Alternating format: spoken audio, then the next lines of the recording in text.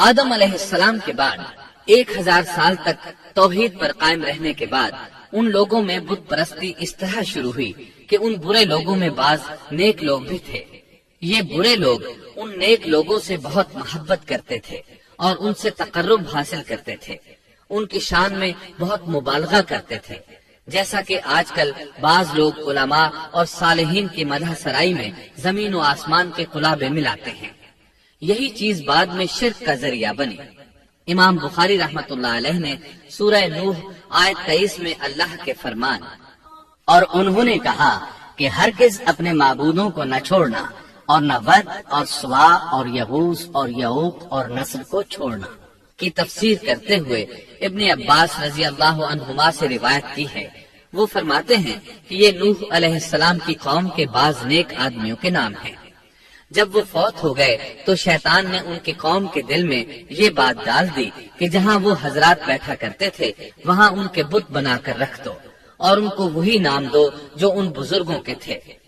انہوں نے ایسا ہی کیا اور پتھر کے بت بنا کر ان کے نام ان بزرگوں والے رکھ دیے۔ اس وقت تو بتوں کی پوجا نہ ہوئی، لیکن جب یہ لوگ فوت ہو گئے اور علم مٹ گیا تب ان کی پوجا ہونے لگی۔ ابن عباس رضی اللہ عنہما فرماتے ہیں نوح علیہ السلام کی قوم کے یہی بت بعد میں عرب میں پوجے گئے اور اللہ تعالی کے فرمان کا یہی مطلب ہے، یعنی ان نیک بزرگوں کے بت بنا لیے گئے اور آہستہ آہستہ ان کی پوجا شروع کر دی گئی اور سب لوگوں نے ایک اللہ کی عبادت سے انکار کر دیا۔ نوح علیہ السلام اکیلے اس دنیا میں موحد اور توحید پرست باقی رہ گئے۔ نوح علیہ السلام کا نسب کچھ یوں ہے: نوح بن لامک بن متوشلہ بن ادریس۔ اس طرح ادریس علیہ السلام ان کے پردادا ہوئے۔ اس وقت لوگوں کی عمریں بہت طویل ہوتی تھیں، اس لیے ہم کہہ سکتے ہیں کہ ادریس علیہ السلام کئی 100 سال زندہ رہے اور نوح علیہ السلام 1000 سال سے بھی زیادہ عرصہ زندہ رہے۔ عمریں لمبی ہونے کی وجہ سے ادریس علیہ السلام اور نوح علیہ السلام کے درمیان کافی مدت بنتی ہے، اور اسی مدت کے دوران کفر و شرک نے زور پکڑا اور بتوں کی عبادت شروع ہو گئی۔ تب اللہ تعالیٰ نے نوح علیہ السلام کو زمین میں مبعوث فرمایا۔ ابن عباس رضی اللہ عنہما سے روایت ہے کہ نبی صلی اللہ علیہ وسلم نے فرمایا آدم علیہ السلام اور نوح علیہ السلام کے درمیان 10 قرن تھے۔ ایک قرن 100 سال کا ہوتا ہے۔ آدم علیہ السلام کے 1000 سال بعد تک لوگ توحید پر قائم رہے، پھر آہستہ آہستہ شیطان نے انہیں شرک کے راستے پر ڈال دیا، شرک عام ہو گیا، ایک اللہ کی عبادت بالکل ختم ہو کر رہ گئی۔ تب اللہ نے نوح علیہ السلام کو مبعوث فرمایا، انہوں نے اللہ کی طرف دعوت دی، انہوں نے بہت مشقت اٹھائی، جیسا کہ سورہ نوح میں اللہ فرماتے ہیں اللہ تعالیٰ بخشش اور رحم کرنے والے کے نام سے شروع کرتا ہوں۔ یقیناً ہم نے نوح کو ان کی قوم کی طرف بھیجا کہ اپنی قوم کو ڈراؤ اور خبردار کر دو اس سے پہلے کہ ان کے پاس دردناک عذاب آ جائے۔ نوح نے کہا اے میری قوم، میں تمہیں صاف صاف ڈرانے والا ہوں کہ تم اللہ کی عبادت کرو اور اس سے ڈرا کرو اور میرا کہنا مانو، تو وہ تمہارے گناہ بخش دے گا اور تمہیں ایک وقت مقررہ تک چھوڑ دے گا۔ یقیناً اللہ کا وعدہ جب آ جاتا ہے تو موقوف نہیں ہوتا، کاش تمہیں سمجھ ہوتی۔ نوح علیہ السلام تبلیغ کے سلسلے میں سخت محنت کرتے، دن رات لوگوں کے گھروں اور ان کے اجتماعات میں جا جا کر انہیں دعوت دیتے۔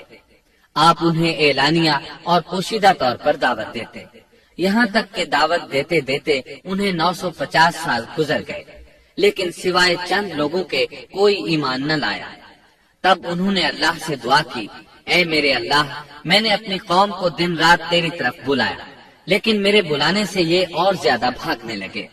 انہوں نے اپنے کانوں میں انگلیاں ٹھونس لی، اپنے اوپر کپڑے اوڑھ لیے اور کہنے لگے ہم تیری شکل دیکھنا نہیں چاہتے۔ میرے اللہ، یہ لوگ تیری باتیں سننا پسند نہیں کرتے۔ میں نے پھر بھی ان سے کہا اپنے مالک سے بخشش طلب کرو، وہ بڑا بخشنے والا ہے۔ اس وقت نوح علیہ السلام کی قوم میں ایک بادشاہ تھا، وہ بہت مغرور تھا۔ وہ قوم سے کہنے لگا نوح کی باتوں پر کان نہ دھرنا اور نہ اس سے بحث کرنا، یہ جو کرتا ہے اسے کرنے دو، تم اپنے بتوں کی پوجا پر ڈٹے رہو۔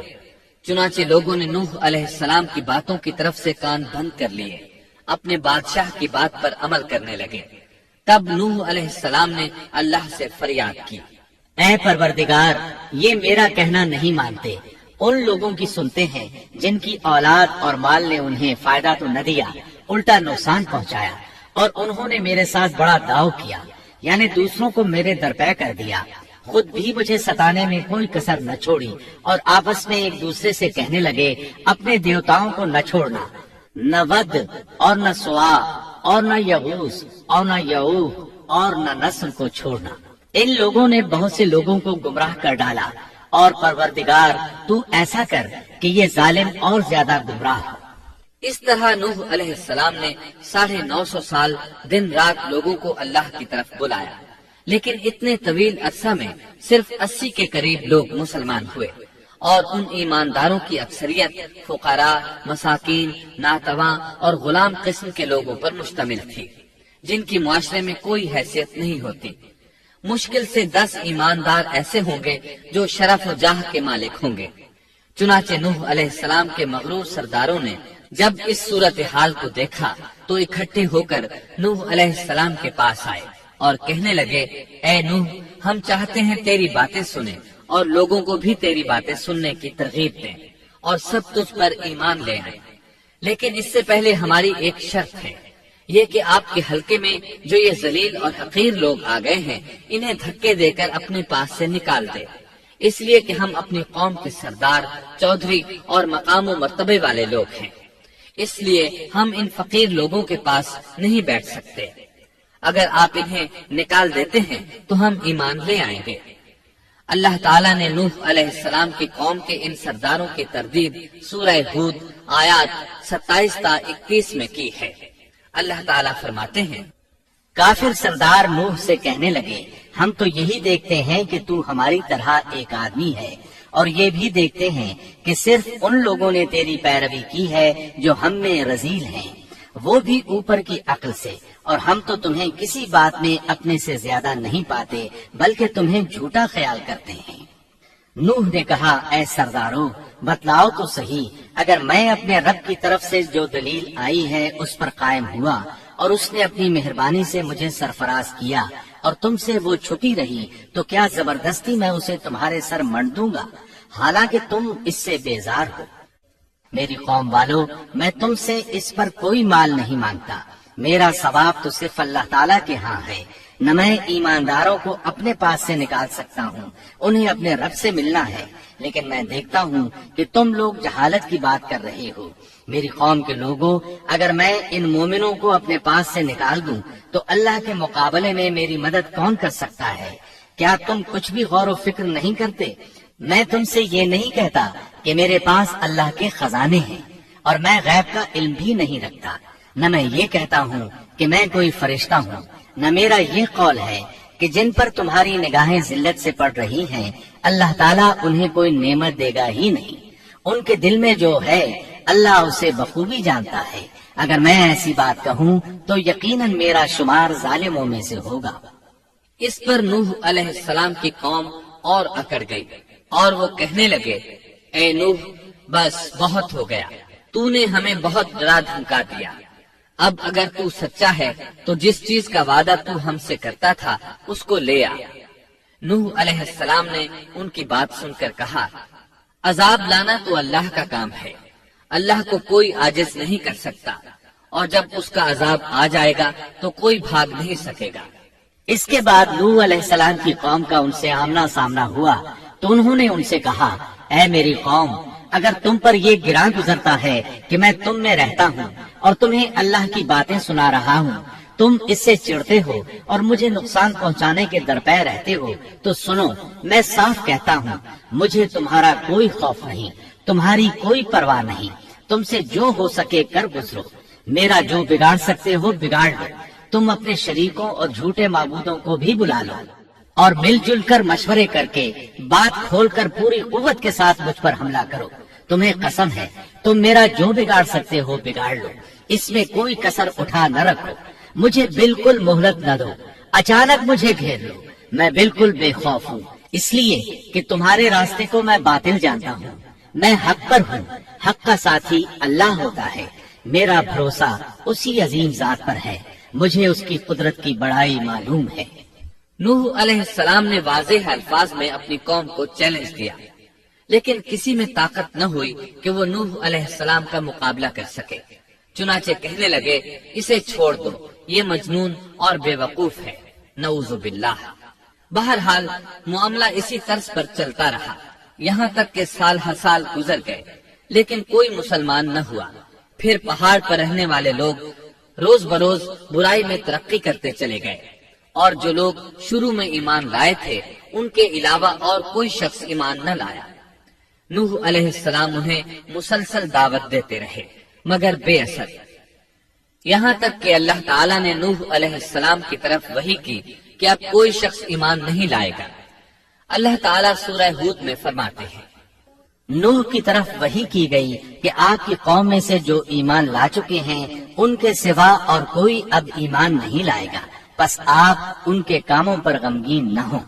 مطلب یہ تھا کہ آپ غم نہ کریں، اللہ کا حکم اب پورا ہونے والا ہے۔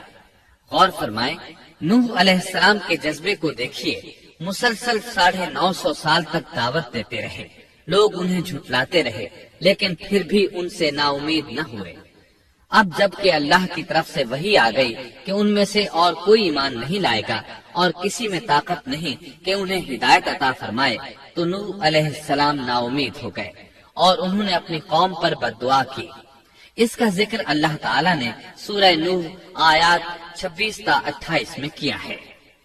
نوح نے کہا، اے میرے پروردگار، تو روئے زمین پر کسی کافر کو رہنے سہنے والا نہ چھوڑ، اگر تو انہیں چھوڑے گا تو یہ یقیناً تیرے اور بندوں کو بھی گمراہ کر دیں گے، اور ان کے ہاں جو اولاد ہوگی وہ بھی بدکار ناشکرے ہوں گے۔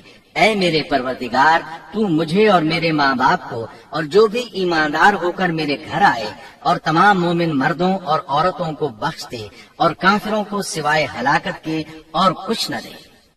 اللہ تعالیٰ فرماتے ہیں کہ جب نوح علیہ السلام نے ہمیں مدد کے لیے پکارا تو پھر ہم نے اس کی مدد کی اور اسے ایک بڑی کشتی بنانے کی وحی کی، لیکن نوح علیہ السلام نہیں جانتے تھے کہ وہ اتنی بڑی کشتی کیسے بنائے، اور نہ ہی وہ بڑھئی تھے کہ اس کام سے واقف ہوتے۔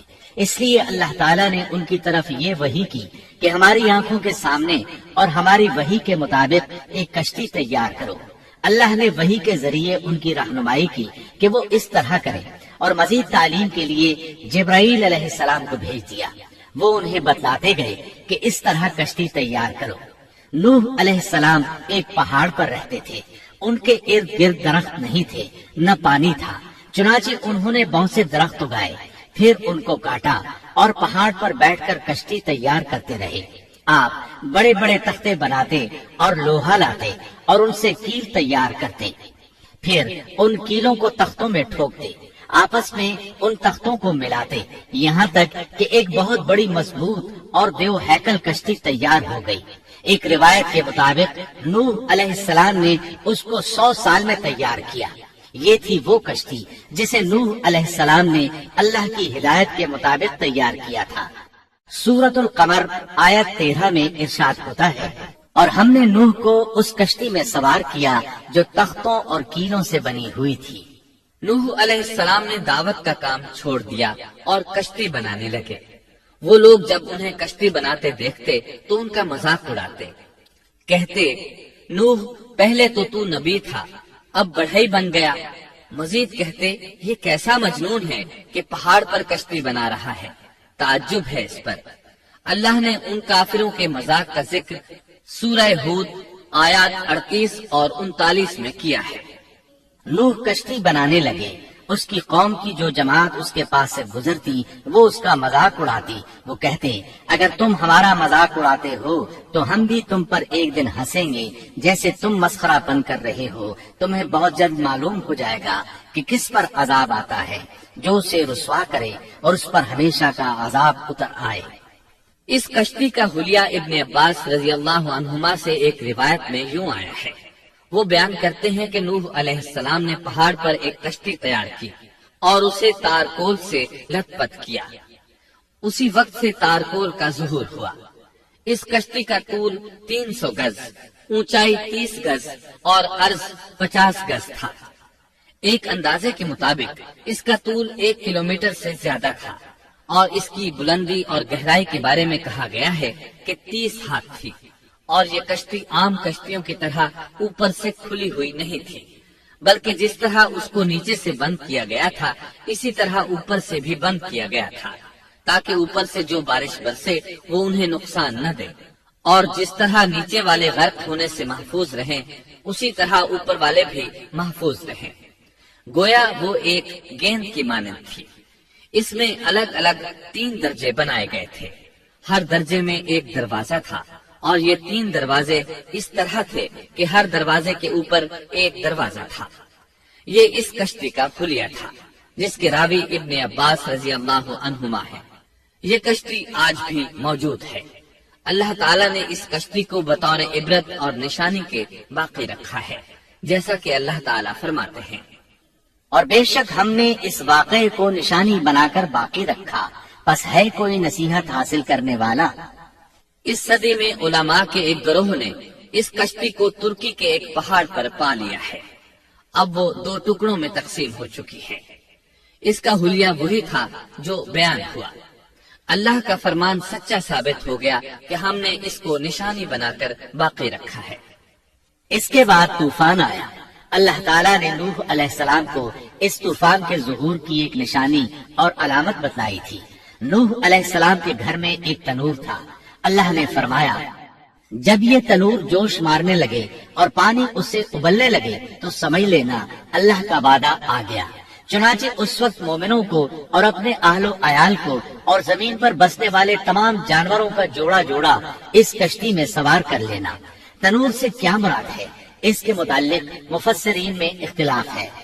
بعض کہتے ہیں کہ اس سے مراد ایک چشمہ ہے جو زمین سے نکلتا ہے، لیکن راجح روایات کے مطابق اس سے مراد معروف تنور ہے جس میں آگ جلا کر روٹیاں پکائی جاتی ہیں۔ یہ تنور نوح علیہ السلام کے گھر میں تھا، اور اسی کو اللہ نے طوفان کے آنے کی علامت بتایا اور فرمایا کہ جب یہ پھوٹ پڑے اس وقت ہر چیز کا جوڑا جوڑا کشتی پر سوار کر لینا۔ اللہ تعالیٰ سورہ ہود آیت 40 میں فرماتے ہیں، یہاں تک کہ جب ہمارا حکم آ پہنچا اور تنور ابلنے لگا، ہم نے کہا اس کشتی میں ہر قسم کے جوڑے دوہرے سوار کر لے، اور اپنے گھر کے لوگوں کو بھی سوائے ان کے جن پر پہلے سے بات پڑ چکی ہے، اور سب ایمان والوں کو بھی۔ اس کے ساتھ ایمان لانے والے بہت ہی کم تھے۔ کشتی میں سوار ہونے والوں کی تعداد 80 بتائی جاتی ہے۔ چنانچہ جب تنور جوش مارنے لگا تو نوح علیہ السلام کشتی میں سوار ہو گئے۔ کشتی ان کی بستی میں لوگوں سے دور پہاڑ پر تھی۔ اللہ کی قدرت کہ تمام قسم کے جانور بھی کشتی کے پاس آ گئے۔ نوح علیہ السلام نے انہیں بھی سوار کر لیا۔ اللہ تعالیٰ سورۃ القمر آیات 11 اور 12 میں فرماتے ہیں، پس ہم نے آسمان کے دروازوں کو زور کی بارش سے کھول دیا اور زمین کے چشموں کو جاری کر دیا، پس اس کام پر جو پانی مقرر کیا گیا تھا خوب جمع ہو گیا۔ آسمان سے نازل ہونے والا اور زمین سے نکلنے والا پانی کتنا تھا اس کا اندازہ اللہ ہی کو ہے۔ بہرحال اس پانی نے زمین پر رہنے والے انسان، چوپائے، حیوانات، غرض ہر چیز کو غرق کر دیا۔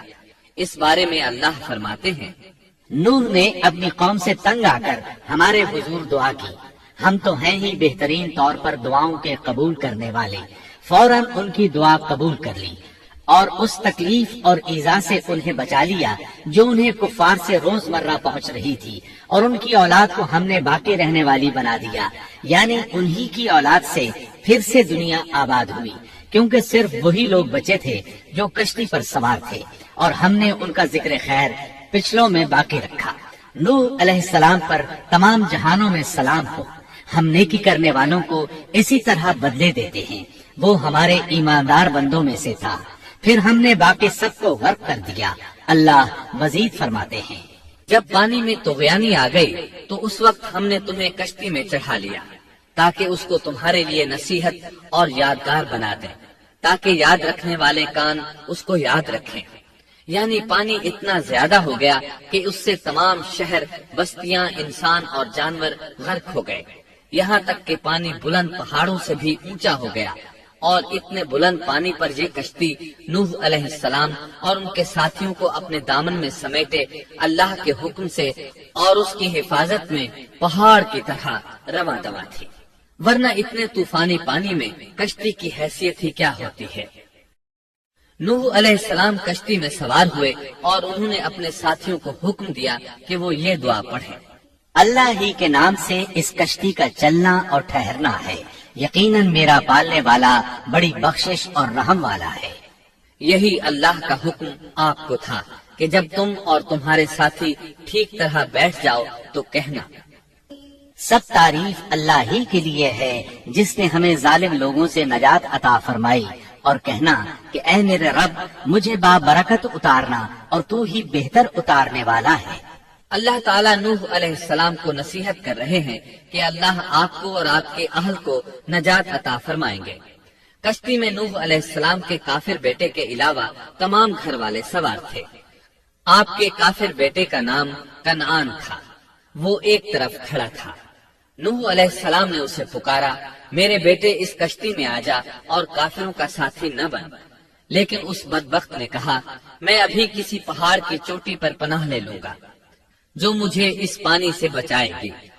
نوح علیہ السلام نے کہا، آج اللہ کے حکم سے کوئی بچانے والا نہیں مگر وہی جس پر اللہ رحم کرے۔ باپ اور بیٹے کے درمیان یہ گفتگو جاری تھی کہ ایک طوفانی موج نے اسے اپنی زد میں لے لیا اور اسے غرق کر دیا۔ نوح علیہ السلام سے اللہ نے وعدہ کر رکھا تھا کہ اللہ تعالیٰ اس کے اہل کو نجات عطا فرمائے گا۔ چنانچہ جب آپ کی آنکھوں کے سامنے آپ کا بیٹا غرق ہو گیا تو وہ پکار اٹھے، اے اللہ میرا بیٹا میرے گھر والوں میں سے تھا اور تو نے مجھ سے وعدہ کیا تھا کہ میرے گھر والوں کو نجات عطا فرمائے گا، اور تو تمام حاکموں سے بہتر حاکم ہے، لہذا ناممکن ہے کہ تیرا وعدہ پورا نہ ہو۔ واضح ہو کہ نوح علیہ السلام کا اپنے بیٹے کے بارے میں بات کرنا بطور استفسار تھا، بطور بحث نہیں تھا۔ آپ وضاحت چاہتے تھے۔ اللہ تعالیٰ نے فرمایا، اے نوح وہ تیرے اہل سے نہیں تھا کیونکہ وہ کافر تھا۔ کفر نسب کو ختم کر دیتا ہے۔ ایک مومن کا دوسرے مومن سے تعلق ایک مسلمان بھائی کے کافر بھائی سے تعلق سے زیادہ بڑا ہے، اور حقیقی اخوت وہ ہے جس کی بنیاد ایمان پر ہو۔ کفر تو نسبی تعلق کو کاٹ دیتا ہے، اس لیے اللہ نے یہ نہیں فرمایا کہ وہ کافر ہے، بلکہ یہ فرمایا کہ وہ تیرے اہل سے نہیں ہے۔ ہمارے لیے بھی یہی حکم ہے، کسی مومن کا کافر کے ساتھ رشتہ نہیں ہو سکتا۔ اس کے ساتھ اللہ نے نوح علیہ السلام کو نصیحت فرمائی کہ آپ ہرگز وہ چیز نہ مانگے جس کا آپ کو مطلقاً علم ہی نہ ہو، اور ہم آپ کو نصیحت کرتے ہیں کہ جاہلوں میں اپنا شمار کرانے سے باز رہیں۔ جب نوح علیہ السلام یہ بات جان گئے کہ ان کا سوال واقعے کے مطابق نہیں تھا تو فوراً اس سے رجوع کر لیا اور اللہ تعالیٰ سے اس کی رحمت اور مغفرت کے طالب ہوئے۔ اس موقع پر انہوں نے دعا کی۔ نوح علیہ السلام نے کہا، اے میرے پروردگار میں تیری ہی پناہ چاہتا ہوں اس بات سے کہ تجھ سے وہ مانگوں جس کا مجھے علم ہی نہ ہو۔ اگر تو مجھے نہ بخشے گا اور تو مجھ پر رحم نہیں کرے گا تو میں خرابی والوں میں ہو جاؤں گا۔ یہ دعا انہوں نے مانگی۔ اپنے بیٹے کے متعلق سوال کے علاوہ نوح علیہ السلام نے اللہ تعالیٰ کی کوئی نافرمانی نہیں کی اور نہ اپنے نفس پر کسی نافرمانی کو شمار کیا۔ کشتی نوح علیہ السلام اور ان کے ساتھیوں کو لیے پانی کی موجوں پر بلند ہو رہی تھی، اور زمین پر موجود ہر چیز، انسان، حیوانات، چوپائے، پرندے غرق ہو چکے تھے۔ ان میں کوئی بھی باقی نہیں بچا تھا۔ اگر کوئی زندہ بچا تھا تو کشتی والے۔ ابن عباس رضی اللہ عنہما سے روایت ہے کہ نوح علیہ السلام اور ان کے ساتھی 6 ماہ کشتی میں رہے، اور بعض روایات میں یہ بھی ہے کہ وہ محرم کی 10 تاریخ کو کشتی سے نیچے اترے۔ آخر اللہ کے حکم سے طوفان رک گیا۔ اللہ نے زمین کو حکم دیا کہ وہ تمام پانی کو نگل جائے۔ زمین نے سارا پانی نگل لیا، زمین خشک ہو گئی۔ اللہ تعالیٰ سورہ ہود آیت 44 میں فرماتے ہیں، اور فرما دیا گیا کہ اے زمین اپنے پانی کو نگل جا، اور اے آسمان بس کر تھم جا۔ اسی وقت پانی سکھا دیا گیا اور کام پورا کر دیا گیا، اور کشتی جودی نامی پہاڑ پر جا ٹھہری، اور فرما دیا گیا کہ ظالم لوگ اللہ کی رحمت سے دور ہیں۔ کشتی جودی پہاڑ پر جا کر ٹھہر گئی۔ اب انہیں حکم ہوا کہ سلامتی کے ساتھ کشتی سے اتر آئے، آپ پر بھی برکت نازل ہوگی اور ان قوموں پر بھی جو آئندہ آپ کی نسل سے پیدا ہوں گی، اور آپ کی نسل میں سے کچھ لوگ ایسے بھی ہوں گے جنہیں ہم فائدہ تو ضرور پہنچائیں گے، پھر انہیں ہماری طرف سے دردناک عذاب پہنچے گا۔ بہت سی روایات میں یہ بات مذکور ہے کہ نوح علیہ السلام ایک لمبی مدت یعنی 6 ماہ کشتی میں طوفان تھم جانے کا انتظار کرتے رہے۔ آپ نے طوفان کے حالات معلوم کرنے کے لیے ایک کبوتر بھیجا جو واپس آ گیا، اسے پاؤں رکھنے کو جگہ نہ ملی۔ اسے دوبارہ بھیجا گیا تو وہ پھر واپس آ گیا۔ چند دن بعد اسے پھر بھیجا گیا تو وہ اپنی چونچ میں زیتون کی ایک ٹہنی لیے ہوئے تھا۔ اس سے نوح علیہ السلام نے معلوم کر لیا کہ پانی زمین سے کچھ ہی اونچا رہ گیا ہے اور درخت وغیرہ اگ چکے ہیں۔ کچھ دن بعد اسے پھر بھیجا گیا۔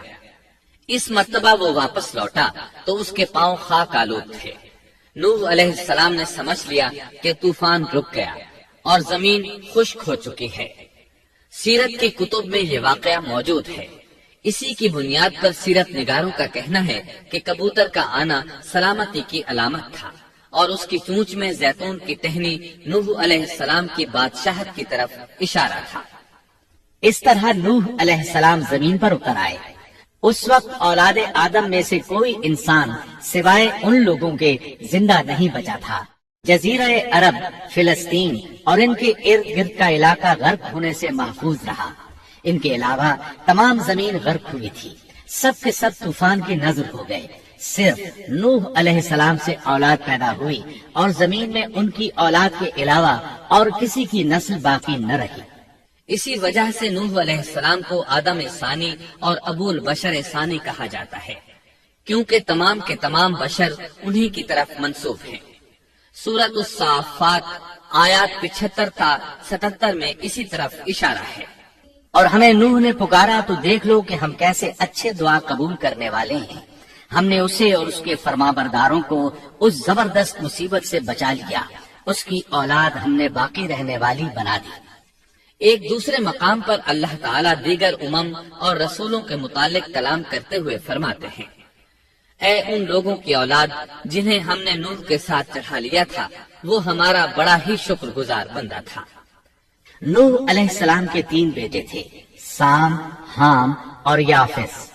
سام کی نسل زیادہ تر سفید رنگت کی تھی اور بہت کم لوگ ان میں سیاہ فام تھے، البتہ کچھ ان میں گندمی تھے۔